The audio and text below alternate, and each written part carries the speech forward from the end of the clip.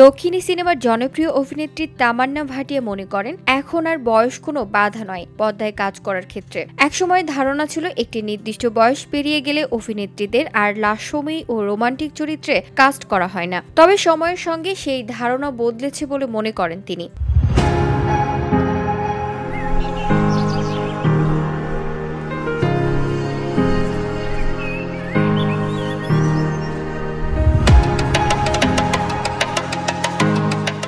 সম্প্রতি এক সাক্ষাৎকারে তামান্না বলেন, আমি ভেবেছিলাম 10 বছর কাজ করব, 30-এ পা দিলেই বিয়ে করে সংসার করব, বাচ্চা মানুষ করব, কারণ আগে কম বয়সী অভিনেত্রী ছাড়া কাস্ট করা হতো না। কিন্তু ইন্ডাস্ট্রিতে কাজ করতে করতে 30 বছর পার করে ফেললাম।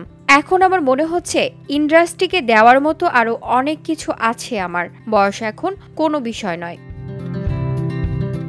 দীর্ঘ 2 দশকের অভিনয় জীবনে এসে তামান্না দেখেছেন চলচ্চিত্রের ধরন ও দৃষ্টিভঙ্গি বদলে গেছে। তার ভাষায় এখন মধ্যবয়সী অভিনেত্রীদের জন্য আলাদা করে চরিত্র তৈরি হচ্ছে। পর্দায় সেই চরিত্রগুলোর যথেষ্ট গুরুত্বও দেওয়া হচ্ছে। VOD Bangla news desk.